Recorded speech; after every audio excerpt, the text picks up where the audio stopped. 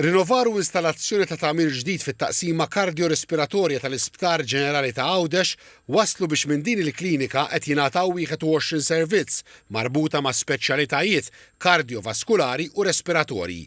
Dawn jinkludu monitoraġġ tal-pressjoni tad-demm, klinika ta' riabilitazzjoni kardijaka, testijiet ta' stress fl-eżerċizzju, ECGs, klinika tal-qalb għajjena, testijiet tal-funzjoni tal-pulmun, kontrolli tal-pacemaker u tal-ICD.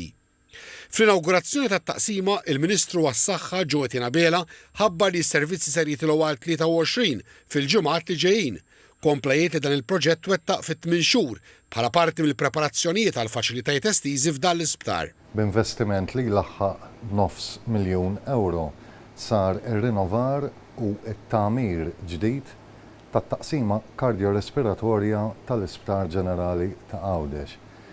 Hawnhekk is-servizzi ħajkunu qed jiżdiedu aktar servizzi li jtejbu l-kwalità tal-ħajja tagħna l-għawċin u jsalvawna ħajjetna.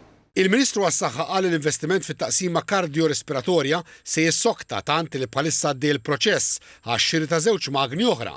Waqt li esprima sodisfazzjon għal progress f'din it-taqsima, il-Ministru Ġewwa Bela qal li bl-investimenti fin-nies f'teknoloġija avvanzata u f'servizzi estiżi qed tiġi żgurata kura aktar komprensiva u moderna għal bżonnijiet tas-soċjetà.